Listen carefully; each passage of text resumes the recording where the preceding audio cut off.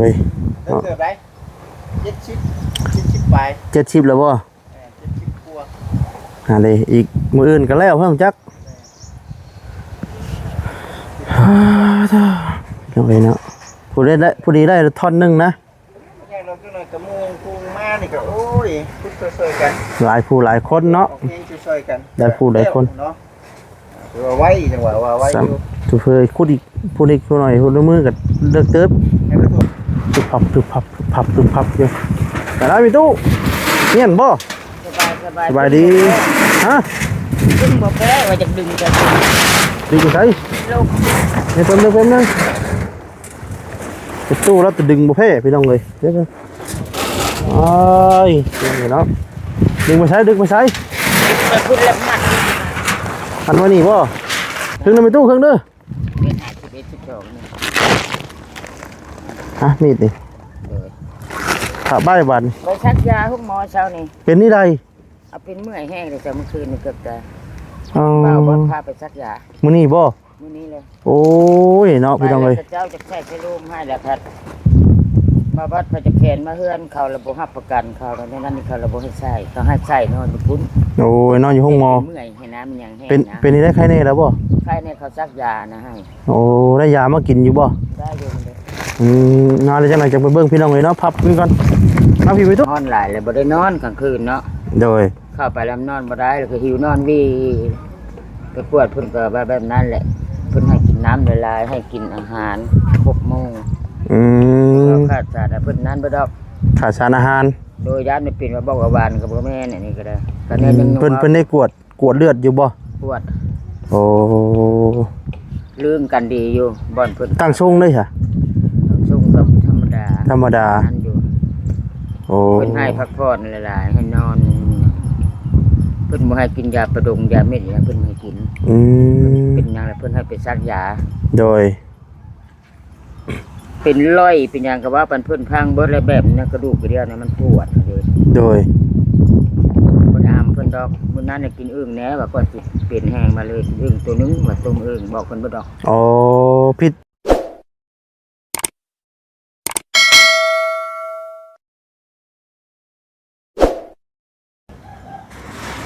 พี่น้องเนาะตอนนี้ก็ยังอยู่เพื่อนของทางน้องแต่คือเก่าพี่น้องเนาะหลังจากที่เฮานั่งพักผ่อนเอาพี่น้องเลยเนาะจากขุดห้องน้ำเนาะให้ทางน้องแต่เพิ่นพี่น้องเลยเนาะกะทักทายสบายดีเด้อพี่น้องเด้อเนาะสบายดีพ่อพี่น้อง FC เบิดสุขุสุขคนพี่น้องเลยเนาะต่อเนาะดีว่าทางว่าคำเนาะก็ได้มื้อแล้วพี่น้องเนาะพอดีทางว่าคำเพิ่นกลับมาเก็บเป็นกระไซมาเนาะพี่น้องเนาะเพิ่นมื้อซื้อเครื่องเนาะพี่น้องเลยเตรียมเครื่องเข้าห้านพี่น้องเลยเนาะบ่รู้ว่าสิทันหรือบ่เนาะผู้ใดทางบ่เสียเพิ่นก็มาแล้วพี่น้องเอ้ยนะมาอำหลังพี่น้องเลยเนาะพอดีว่าทางมื้อเช้านี้ทางวัสดีขี่มากับบ่จิตพี่น้องเนาะทางบ่เสียเพิ่นมีเวียกอยู่ทางเฮือนในเขาฟ้าพี่น้องเลยเนาะก็เลยได้มากับน้ำบจิตก่อนจ้ะภาษาพี่น้องเนาะสิไปหาทางมีตู้แล้วก่อนพี่น้องเลยเนาะถือว่าทีมงานเนาะแล้วก็หลายผู้หลายคนกับทางน้องแต่น้องโอ้ยน้องพี่น้องเลยทางบอกคำเนาะหลายผู้หลายคนทางทีมงานเนาะก็ถือว่าลึกเติบได้พี่น้องเลยเติมได้70ไป70แล้วบ่70กว่าอะไรอีกมื้ออื่นก็แล้วเพิ่มจักจังไดเนาะผู้ดีได้ท่อนนึงนะแค่เราก็หน่อยกระมูงพุงมานี่ก็โอ้ยพูดช่วยกันหลายผู้หลายคนเนาะช่วยกันได้ผู้หลายคนเนาะว่าไว้จังหวะว่าไว้อยู่ทุเฟยพูดอีกผู้หน่อยพูดมือกับเลิกเติบท่อนนึงนี่ท่อนนึง2ท่อนเม็ดนึงนะแม่นเพียงพี่ละเพียงคอเพียงบ่านี่ดีงามเนาะไอ้โปรเซสเฮาลงมาสิไปหาทางมีตู้อันแก้ก่อนพี่น้องเลยถ ามเมืองก่อนคือไปหาเพียนหาโมไปลองเลยเนาะตัวลมแห้งขนาดพี่น้องเลยเนาะตึบพับตึบพับตึบพับตึบพับอยู่แต่ได้มีตู้เงียนบ่สบายดีฮะ ดึงบ่แพ้ว่าจะดึงจะ ดึงใส่ ลง เนี่ยเพิ่มนึงจะตู้แล้วจะดึงบ่เพ่พี่น้องเลยเดี๋ยวโอ้ยเนาะดึงมาใช้ไปพูดแล้วมัด มันว่านี่บ่มันตีกับสังกะสีเนาะเอาได้บ่พี่น้องพายุฮะมันสิกระบอกคือจ้องบ่ยามันแล้วมันพึ่งได้ไปตู้เอ้ย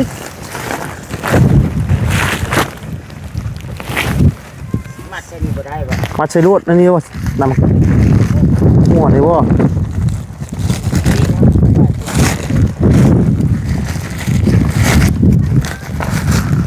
พับไว้แล้วไปยังบ่เนาะฮะจักว่าได้เนาะพับไว้ได้บ่ดูครับเลยเป็นยังพับเวียงกลางช่างพับไปแล้วไม่ตู้เอ้ยจะได้ที่เอาได้สักบุฮะงอยพุ่นแล้วมันคันไหลแล้วขึ้นพับเอาไม่ตู้เอ้ยได้แบบนี้เนาะพับเอามันสิขาดเลยโอ้ลมแห้งครับตาก่อนเป็นไรเลยครับ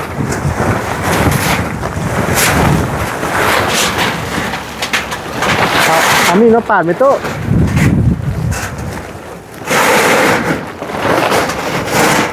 โอ้พี่น้องเนาะ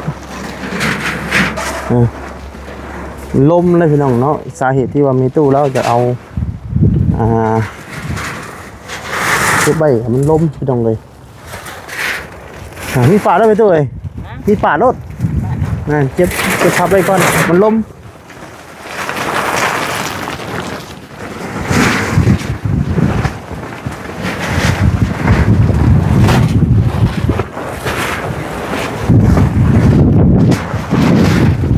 ปึ๊บแล้วอย่างมันไหมอันดีนี่ก็ป่ารถเลยปลาด้วยสูงนะฮะที่กันแน่ดูก็ได้เครื่องนึงไปตู้เครื่องนึงฮะมีดดิขาบ้าบันไปชักยาทุกหมอเช้านี่เป็นนี่ใดเอาเป็นเมื่อยแห้งเลยแต่เมื่อคืนนี่เกือบจะบ่าวบ่พาไปชักยามื้อนี้บ่มื้อนี้เลยโอ้ยเนาะพี่น้องเอ้ยเจ้าจะแทรกให้ลูกให้แล้วครับมาวัดพระจะแขนมาเฮือนเขาระบบรับประกันเขาแล้วนั่นนี่เขาระบบให้ใช้เขาให้ใช้นอนอยู่พุ่นโอ้ยนอนอยู่ห้องหมอเมื่อยให้น้ำมันยังแห้งนะเป็นนี่ได้ใครแน่แล้วบ่ใครเนี่ยเขาซักยานะให้โอ้ได้ยามากินอยู่บ่ได้อยู่มันเลย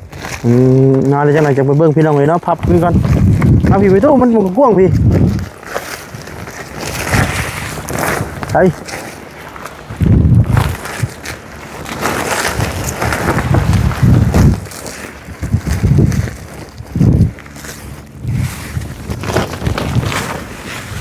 อันตะปีนมาสิพี่ตู้ปีนมาสิมันจังบ่ลมพัดนี่ปีนมาสิโอเคยังได้นี่ค่ะสาบัดนี่พี่น้องเลย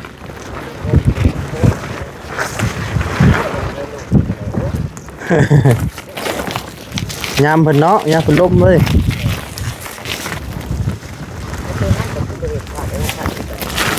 มีการเบิด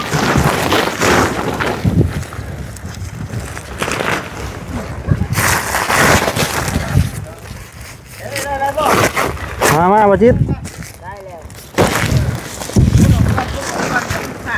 ขับไปก่อนนะเรากลุ่มผู้เดียวเราบึ้มยุ่น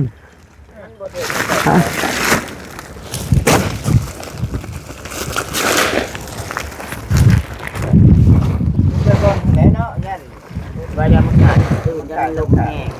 เดี๋ยวสร้างขึ้นมา จัง จังเว้นเลยจังปลูก จังผูกไม้เนาะ โอ้ยบาเวียนผูกดอกขัดดอก เพลงเดี๋ยวได้นี่พี่ยาง แดนค้า ครับบอก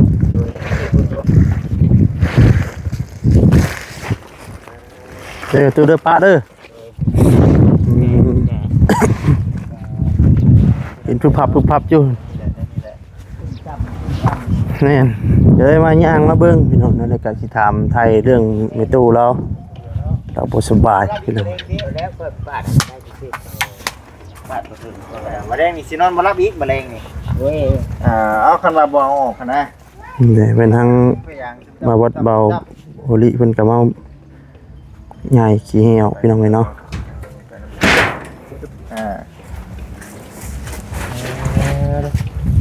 เอาเป็นเนาะเนาะก็สิประมาณนี้แหละคือว่า คือ อืม สบายเด้อ เอ้สบายดีเนาะมองได้ไหมตุ๊นี่บ่นั่งนี่ก็ได้น้ำเย็นเนาะพี่น้องเอ้ยตะคือว่าไปหาแพทย์หาหมอเนาะเป็นที่ใดคือว่า เป็นเมื่อยมาหลายมื้อแล้วนะ เป็นเมื่อย ว่างช่วงมันฮ้อนหลายเลยบ่ได้นอนกลางคืนเนาะ โดย เข้าไปแล้วนอนบ่ได้แล้วก็หิวนอนวีไปปวดเพิ่นก็แบบนั้นแหละเพิ่นให้กินน้ำละลายให้กินอาหารครบมื้อ อืม เราขาดสารเพิ่นนั้นบ่ดอก ขาดสารอาหาร โดยญาติไม่เป็นว่าบอกว่าหวานกับบ่แม่นอันนี้ก็ได้ก็แน่ยัง เพิ่นได้กวดเลือดอยู่บ่ ปวด โอ้ ลืมกันดีอยู่บ่อนเพิ่น ตั้งทรงเลยค่ะ ส่งกับธรรมดา ธรรมดา นั่นอยู่ โอ้ เพิ่นให้พักผ่อนหลายๆให้นอน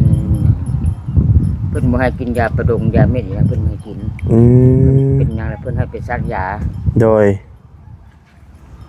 เป็นร้อยเป็นหยังก็ว่าปันเพิ่นพังเบิดแล้วแบบนี้กระดูกกระเดี่ยวเนี่ยมันปวดเลย โดย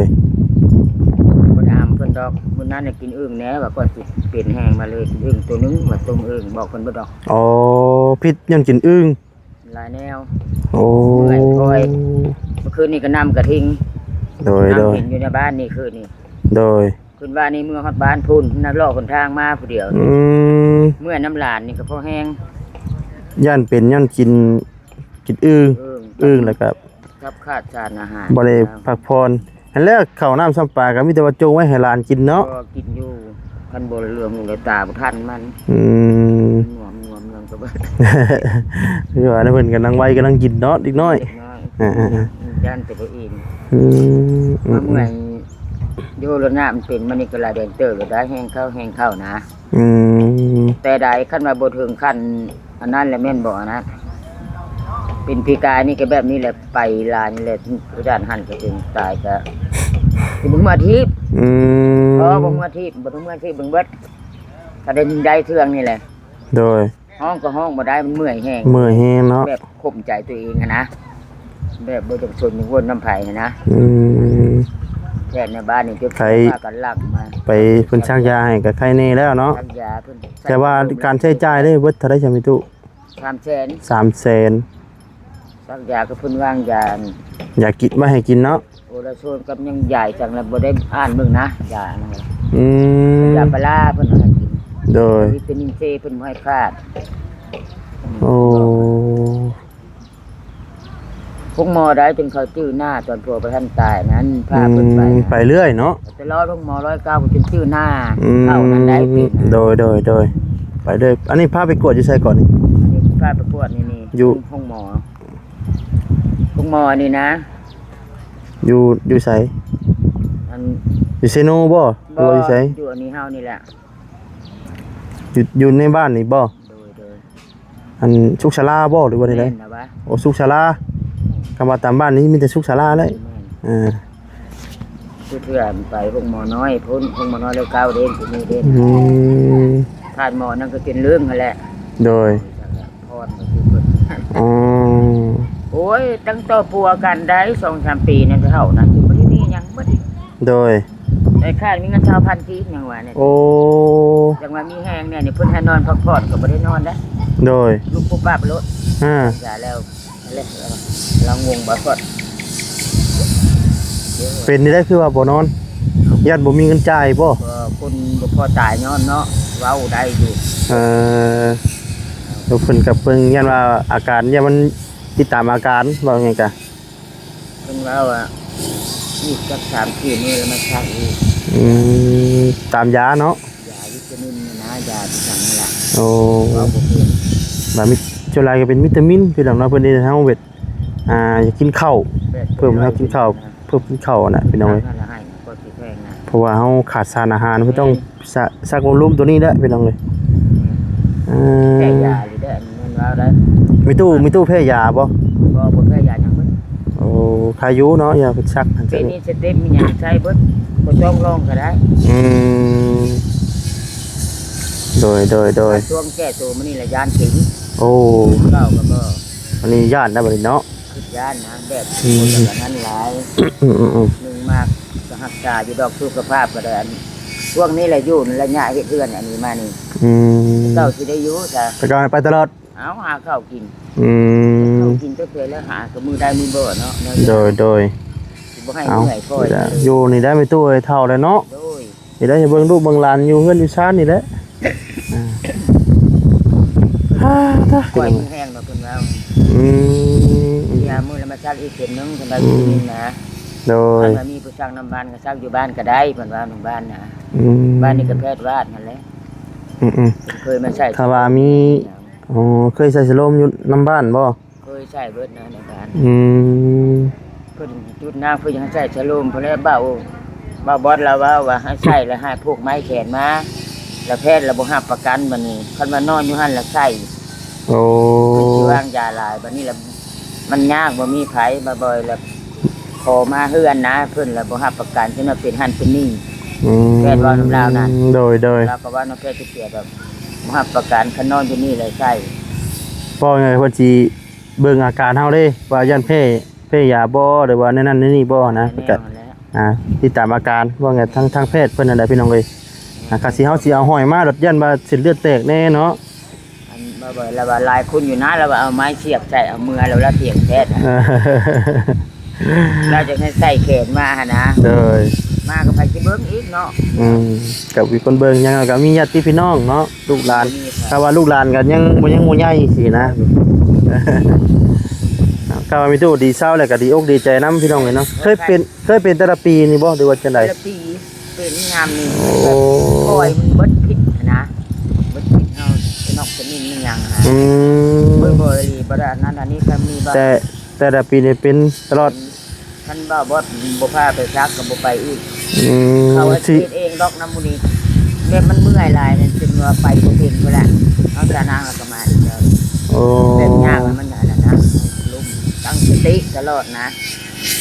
ตั้งจิตตั้งใจตลอดไปแบบบ่มีหยังบ่ให้มีแนวคิดนะ อืม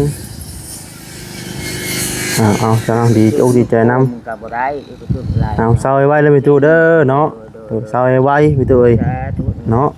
แห้งแล้วได้ยากินอันนี้ก็ อื ได้ มใช้ยากินไปเบิ่งป่ะ ด้วยหอยบ่ซัดเอาเย ใส่ อะ ไปเบิ่งเนาะไปเบิ่งพุ่นก็ได้า มันจะล้มได้ลูกเป็นอยู่ เอาลูกแห้งกินมันบูบบ่อ๋อมัน ตั้งสติซื่อๆได้เป็นโดนเตือนมันได้เป็นได้นี่ครับไป อืม พอไปได้แล้วไป หักไปตลอด ไป เอา ไปบ่ได้เลยอยู่กันนั่นนะ โดยเอาค่อยๆย่างเนาะ ใครฮู้นะ อืมกัดแขวสู้แล้วเนาะ อ้าวคือว่าอีกอย่างหนึงก็คือว่าสิตายแท้ไผว่านะ โอ้ยเฮา ไปแบบนั้น มันก็บ่ว่ากันได้เรื่องนี้เนาะเรื่องพญาตินี่พี่น้องเฮามันการเจ็บกันเป็น นั่นอยู่แล้ว อันนี้จะเป็น ใจแข็งอยู่แล้ว ยาที่แพทย์เพิ่นแต่งให้ เลย โอ้มันสิมีเกลือแร่ได้พี่น้องเอ้ยเนาะ เพื่อแลเพิ่นให้กินประจำ เกลือแร่ทรงใส่น้ำแล้วก็ยามีตามินแน่แหละ ดีเมื่อยวิตามินก็เต็มชกนั่นน้ำหนักเบิดแล้ว สุราเลยเพิ่นสิให้กินน้ำอันนะ เพิ่นว่าให้กินน้ำในลายขาดน้ เกลือแร่ ำเพิ่นว่ามันแตกเบิดเลยตัว โอ้โดย แม่บ่มักกินน้ำแม่นบ่โอ้พอจะว่ากินข้าวกินบ่สองอึก อืม น้ำมันจะได้บ่มัก โดย แพทย์เพิ่นก็แนะนำดีนั่นแหละเพิ่นก็ชื่อคือกัน โอ้ แพทย์ลูกหมออันตัวนั้นก็ลูกหมอ109น้อยเด้ลูกหมอน้อยเด้ โดย อันนั้นก็ชุดนั้นก็ไปอันนั้นน่ะเพิ่นจักล้านพุ่นแหละ ป้าคนก็ได้มีตู้มีดนะยันอันนั้นก็ เพิ่นนำมาเบิ่งฮอดเพื่อนตอนนั้นก็ได้ตอนเข้านั้นเป็นเพิ่นป้าเลยได้เงินหลายล้านเงินหลายนั้นตึกกับล้านได้ โอ้ สภาพเพิ่นป้าเลยได้ อืม โอ้เปลี่ยนกันเป็นนะ อืม กับลูกทุล่าแหละ โดย อันนี้แหละเปลี่ยนกันเป็น โอ้ ไปโรงหมอนี่ที่ป้าแล้วนี่กระเพาะช็อตนั่นก็ได้ โดย โอ้ยไปยากับเจ้าจุ่มใส่ตะเกียงใช้ยาแล้วพอดีคนจะบ่แม่นว่าทุกคนน่ะ อื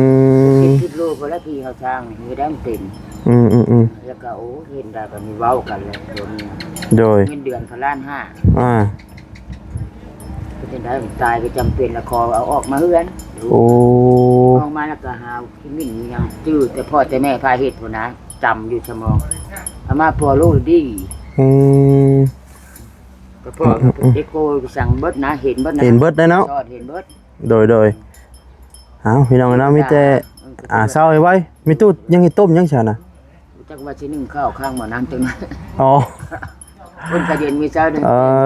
เอาให้บอกว่าลายอย่าให้มันให้ถ้ามีตู้แล้วพักผ่อนก่อนพี่น้องเนาะสบายดีเด้อเนาะบอกกวนลายมีตู้ให้ทั้งมีตู้กินยากินได้บ่ยานะกินข้าวแล้วกินยาเด้อ กินแล้ว กินข้าวแล้วกินยาใส่ ที่นอนจังกินอันนี้ มีอันเกลือเล่เพิ่นให้กินจักเทื่อเกลือเล่นะ กินต่างน้ำเลย ชงชะน้ำเลย บ่ได้ซุ่มจักจ้า บ่ใส่กระติกเลยนะ ใส่กระติกหักกา เพิ่นชลายอะไรเพิ่นให้กินใช้น้ำหัวเสือตุ๊กหัวเสือหัวเสื กา อ นิ นี่ ดนึงนี่แหละน้ำมันก็สิฮ้อนเลย ตุ๊กหัวเสือนะ นี่ พี่ จะฮ้อนหนึงเลย เศร้าไว้เลยมีตู้เด้อเนาะเอาไปได้ไปเบิ่งแรงหุ่นก็คือสิม่วนเด้อนั่นน่ะพี่น้องเอ้ย โอ้ยบ่แชนมาแล้วมาเบิ่งนะ ฮะ บ่แชนเฮ็ดได้นี่ เอ้าใส่ เพิ่นว่าสิเอาให้ได้มื้อนี้ ป๋อ มาเร็วเมื่อมื้อนี้น่ะ ขอจงไว้ให้เด้อนี่น่ะ จงไว้ให้บ่นี่น่ะ จงไว้ให้เด้ จงไว้หลายโพดจงกัน อยู่หลาย โอ้ เฮาดินแห้นะบ่ เจ้า ผมซับให้ตู้เฮ้ย เจ้าจะไปขึ้นไปฮอดอยู่ง่ายๆนะ สบายดีเด้อเนาะสบายดีเนาะสบายดีพี่น้องเอ้ยเนาะ บ่ว่าง่ายดอก เด้อมาเด้อข่อยมานั่งให้กำลังใจเจ้าได้บัดนี้ ใจ แม่นได้อยู่ดอกว่า ทันทีสิมาช่วยกันมาสิว่านั่งให้กำลังใจ เอาค่อยชวนหลายเด้เด้ กำ มื้ ลั อง ใจคือมันต้องมาช่วยกันพี่ แม่นบ่ โอ้ บ่มีความหมายว่ากำลังใจบ้าดอกข่อยซะกำลังใจก็บ่อัพแน่บ่เนาะ เจ้า ได้จักชวนแล้วน่ะ โอ้ถือว่าได้นี่ สิเบิดเลย ถือว่าแล้ว เริ่มดังปึ้งเลยเนาะ โอ้ กำลังเริ่มปึ้งก็ถือว่าเติบนึงแล้วค่ะว่ะ แล้ว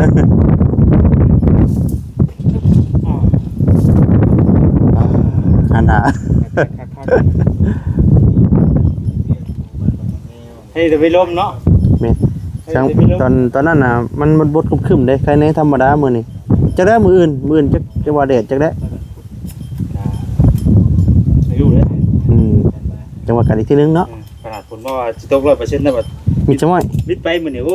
รอดไป ดีแล้วคือเห็นเจ้าเป็นแปลงเฮือนบ่ซ่อมแซมเฮือนบ่ มากเลยมาก ดีแล้วมันบ่ตกนะว่าเสียเลยซั่นน่ะพอแฮง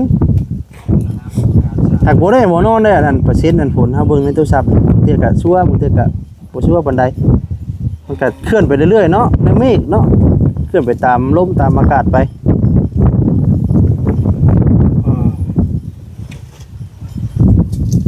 บ่เสียมากหรอกมีเรื่องนึงบ่เสีย ไปสร้างเบ็ดบ่ อยากแข่งเต้นด้วยว่ะเฮ้ยก็จะพูดแล้วอยู่เคยว่าสิชื่อเด้อเคยเจ้าหน่อยเคยสิไปชื่อบ่แซน เมื่อนี่สิซื้อได้บ่ ชื่อของข่อยก็ได้ ขายต่อบ่ ไปต่อไป ตะไดตะได เพลงดอกพันนี่แหละ นำพัน เอาถือว่าขายรูปอยู่ได้ข่อยซื้อ1,500ขาย1,000 ก็ถือว่าฉากว่านำกันกระเติบนึงอยู่เนาะ ขนาดเจ้ายังช้ำเจ้าของประเทศเกือบช้ำเจ้าของนะ นึงเขาบอกคนนี้ ยอมแล้วบัดยอมผิดยอมแม่นแล้ว โอ้ยกินฮอดข่อยบ่ กินฮอดแล้วกินฮอดพาบ่เว้งเด้ กินฮอดมาเว้งโอ้ตายดอก เบาดีบอกให้ไปชื่อชาประชันเบาดีกะไปสั่งแล้วบอกคอยไปชื่ออีก อุตส่าห์ดีใจว่ากินฮอดเฮาติ เจ้าก็ซื้อเอาแล้วฉันเด้เนาะบางคนบางเทื่อมันบ่ได้ไปนํกันตลอดที่เด้จ้ะ แม่นโอ้แม่ความเจ้า ชื่ออื่นยังชื่อได้ชื่อเนาะ ยอมแล้ว บ่ได้คนเฮาน่ะต้องมักให้หมู่เว้าใจให้ก่อนนะถ้ามักคาราเว้าน่ะเป็นใจได้บัดนี้ เป็นใจ คือว่าจะดีนี่นะ ข่อยน่ะมักให้ข่อยน่ะ ไป คันมึงว่าอะไรได้บาทเนี่ย เจ้าคำว่าเสียนให้เนี่ยคอยโลกคู่รถนี่ ถ้าว่าคอยว่าปุ๊บนี่มือชื่อไอ้เนาะ ฮะ ก็ให้มือชื่อไอ้ ชื่อบ่ได้คือเก่าเงินยังบ่พร้อมมีเงินแสนเดียวนึงติดตัวบ่อยากว่าหลายพี่น้องเอ้ย คอยก็บ่ได้ชื่อว่าจะโดนแล้วคอยนะ จนบวมเนาะ บ่ได้มีดอกแต่มันตัวดิสเพย์ได้แล้วมันจำเป็นถ้าเราต้องเรียนชื่อใช่ มันสิได้มันการเวียกงานเนาะสิได้บางเทื่อมันเบิดพี่น้องเอ้ยว่าในว่าจิกับต้นดับบ่เบ็ดต้นดับ ชีวิตว่า สู่ชีวิตอันนี้ก็ของข่อยก็คือกันนะนี่ จะจ้อยวะ นางข่อยก็13%นี่สิดับได้ ต้องได้ชื่อเลย อืม ชื่อไว้เดี๋ยวที่มันบ่ได้ไปพบกัน เอาข่อยสิจบคลิปก่อนข่อยแบตข่อยสิเบิดละเอามีแต่เสียงสั้นแหละข่อยก็เลย พอนอยู่ค่าอยู่ ข่อยว่าโบเจอดินเฮเนาะธรรมดาอยู่แล้วข่อยว่าอันตัวเฮา เอาไม่บ่ ฮะง่ายแล้วง่ายแต่หมู่บ้านนี่ไป้าพี่น้องเนาะทางวัดสดีก็สิได้จบคลิปซะก่อนเนาะพี่ฝากประกันใดขอโทษขออภัยด้วยพี่น้องเด้อเนาะฝากกดไลค์กดแชร์กดติดตามมื้อนี้ก็คุดแต่ห้องน้ำเบิดมื้อพี่น้องเอ้ยเนาะสำบายดีพี่น้องเอ้ย